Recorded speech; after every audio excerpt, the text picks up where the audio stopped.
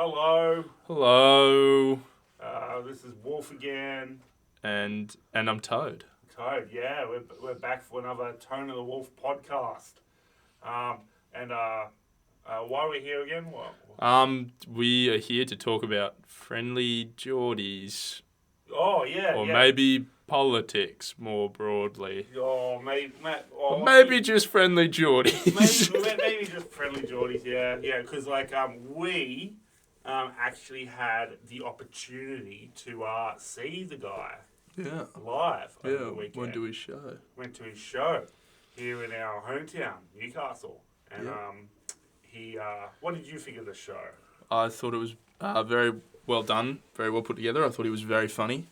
Yeah, generally thought it was good, entertaining. Yeah, it was, and it was entertaining. Like, of course, with the risky humor that he does, like the off the cuff, like semi-offensive to some viewers, but that's okay. But he also talked about some stuff that I haven't even heard of before, like concepts like techoscopy or something like that. Technocracies.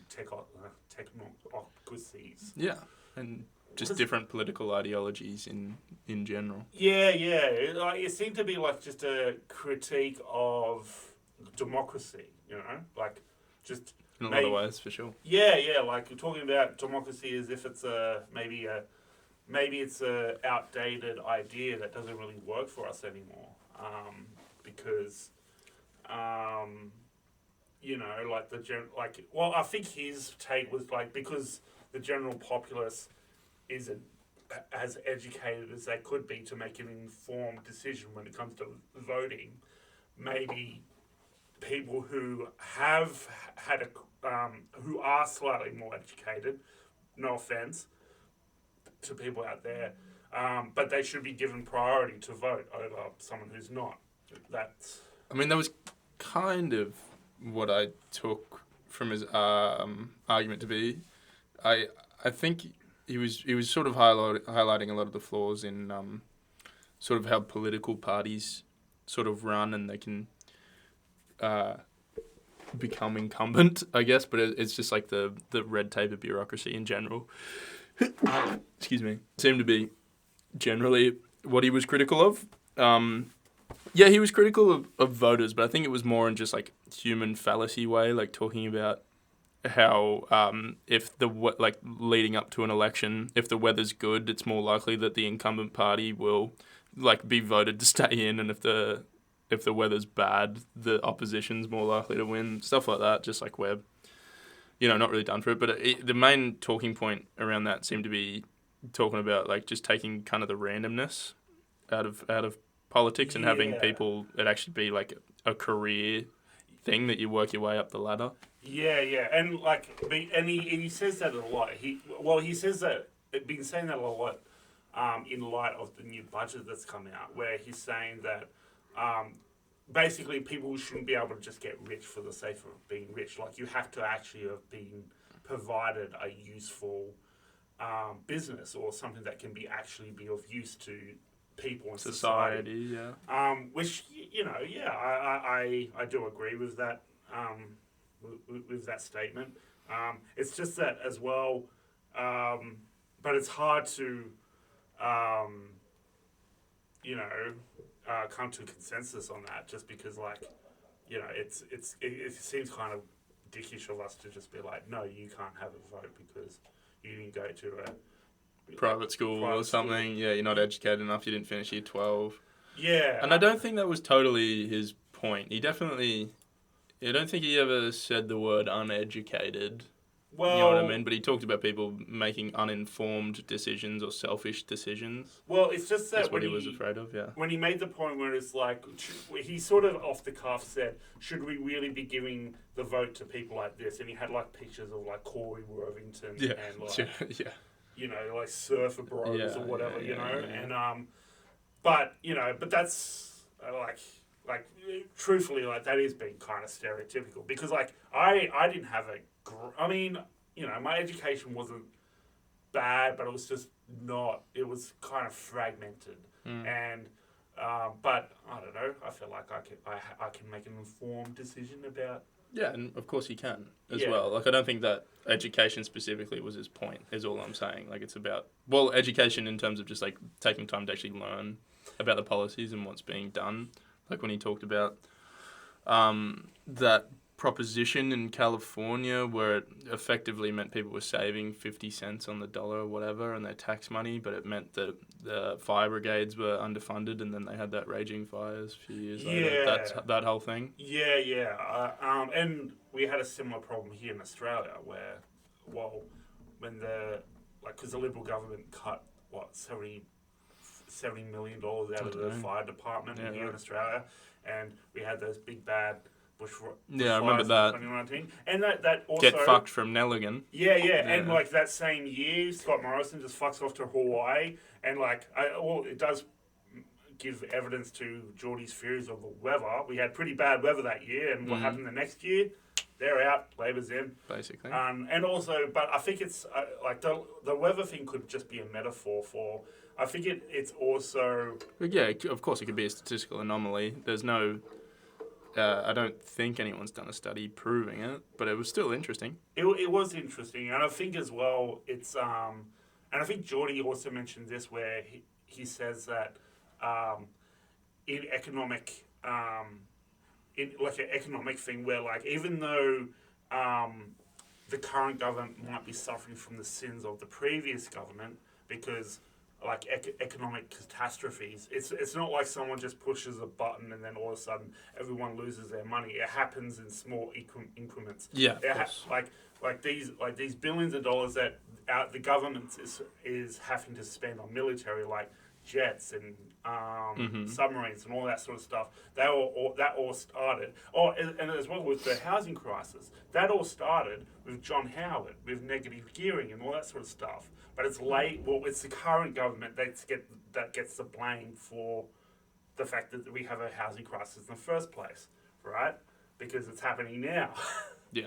You know what I mean?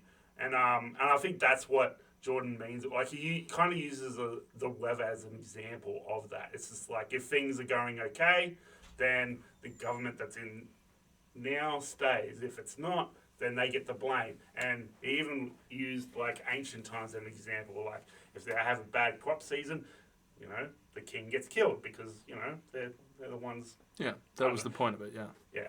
Anyway, but yeah, it's like, did you say anything to him? No, I didn't say anything to him. Did you? Oh well, yeah, I did. But if you could talk to Geordies right now, what questions would I have? I don't know. I didn't really come up with any questions from it. I thought it was, like, quite thought-provoking. More just I would like to have a better understanding of a lot of the terms. Like, I feel like he did a really good job of giving, like, a layman's explanation. Like, it was like going to, like, listening to Neil deGrasse Tyson talk about space. Yeah. I know that it's far more complex and I don't get it, but when it's explained in that really digestible sort of way, it really, it made it a lot easier to... Like, I understand that Singapore is a technocracy, but I don't know the intricacies of what a technocracy sort of is, because it sounded quite, like, kind of autocratic. Like, I'm not going to use the F word, but, you know, it seemed... okay, I will use the F word, fascism, but it didn't seem like it was a dictatorship the way it was described or anything like that. You know what I mean? So I'm curious what the difference sort of is. Well, I didn't know Singapore wasn't using a technocracy as a... Well, that's just the example that was used to explain it. Yeah. So the same though. I don't know if it strictly is or not. Well, I would like to know. Well, it's but like, I think it is. Well, it might be like, you know how some people feel as though we're not technically living in a capitalist society because we still have things like social welfare and all that sort of stuff. Yeah. So but a lot of people argue, no, we are, because we have capital gains and all that sort of stuff. Yeah, but our system is different to other democratic capitalist societies. I mean, we're definitely democratic, but we have a parliament, for example, right? Well, actually, technically in Australia, we're a constitutional monarchy, Yeah. right, is what we're under. We technically have a king. Yeah, technically we do because and like I always find that to be a rather scary aspect of our nation, where because like Yeah, we don't have a Bill of Rights or anything like that. yeah, which It's means, all implied.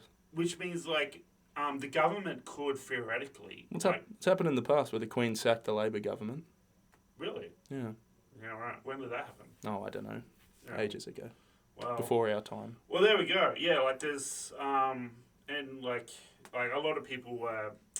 I mean, I do like if there's one thing that I would be critical, and even Friendlyjordies has mentioned in the past that, well, these new hate speech laws are pretty draconian in my opinion because, yeah, like, well, the reason for that, and I think we talked about it on the last podcast where, like the how these hate speech laws work, so it like, has nothing to do with the intent behind the speech and everything to do with the feelings of the people hearing it, which, like, yeah, if you know anything about law, that's not a good thing.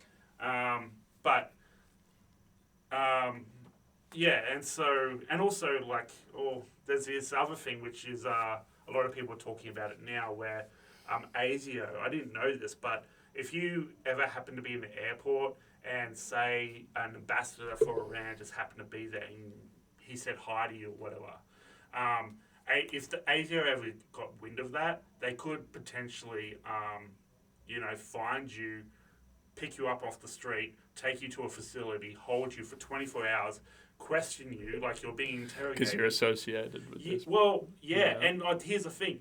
You have to answer. Refusal to do so, you're facing up to 5 years in prison. Yeah, right. And after that whole ordeal, you can't tell anyone about it. Yeah, right, well. Yeah. I didn't know that. Yeah, but A little bit frightening. it is frightening. Thankfully, that's only ever happened apparently like 5 times in the past 20 years or so this law's been in place. Yeah, well. And also, the thing about this law is that it was first introduced, I think, by the Howard government, I think. And I think it was in response to 9/11. Yeah, so... like the Australian equivalent of America's executive orders function and stuff like that, right? Yeah, and the thing about it was that so they were going to have it so it would always be in a sort of like trial phase for about 6 months to a year maybe, and then the government or like the Senate or whatever could either vote to keep it or extend the trial, and they've been extending it apparently for the past 20 or so years up until now, where where they've actually made the decision. No, this is going to be. That's done. It's a done deal. Oh, it's going to stay. Well, I'm not sure if that deadline has passed yet or not. I can't remember. Yeah, but they're not scrapping the idea, is what I'm asking. Yeah, no. Because I guess because it's been around for so long, and no one's ever. It hasn't really been exercised, but we don't know if it will now because... Well, you can't just get rid of it now, right? You can't just go, no, we're not renewing it. Yeah, and also, we can't easily get rid of it. Because we did suffer a terrorist attack last year, Bondi, as well. So, it's, and also just to heads up, like this is information not from Friendlyjordies, but the YouTuber James Gleason, who is a former cop. He's a former prosecutor and is currently a lawyer, so he knows the law in Australia. Like, he really knows his shit. It's been shouted out on the podcast before, I believe. Yeah. I'll put the links in the description below if you want to check his content out. He's really good. He does a really good job of breaking down the law, see what you can get away with. I don't know. But, anyway. Consult a YouTube video. Yeah. So, should we end it there? Yeah, sure. But anyway, Friendlyjordies, pretty good. Final thoughts on Friendlyjordies. What do you think about the show, or the man in general? Oh, what did I think? He's funny, and the thing I always liked about him is, like, he really doesn't give a shit Seemingly. if you're offended or not. Yeah. Like, he just, he's using the name Friendly ironically, although I was disappointed that he didn't show us his Warhammer collection. I wanted to see that for so long. That is a shame. But I thought he did a really good job of, like, you have, like, the serious talk and then digestible little chaser of funny bit up. And there was, like, a slideshow to accompany it all the time. I found that really helped. It felt like it was a stand-up comedy set, which I suppose it probably was, just with, like, a political slant, really. It's getting people interested in politics in a way through humour. Yeah. Which is kind of what the Greeks used to do. Oh, really? Yeah, well, they didn't just do tragedies; they also did comedies as well, and they fought for that reason. They fought to keep democracy alive, which is ironic because he's being critical of democracy and his stand up. Yeah, but that's how you keep democracy alive too. You know, at least, yeah, I get what you're saying. Yeah, it is. Yeah, he's like oxymoronic. Yeah, he's exercising his democratic rights to maybe potentially dismantle democratic rights. I don't know. Yeah. Yeah. But not rights, but just revise democratic rights. Yeah, I understand what you mean. Just say that maybe a new system also could be good. Yeah. I mean, well, Brave New World. That's it. Anyway, that's about it for us for today, folks. We'll see you in the next one. Say hi to your mum for me. Goodbye.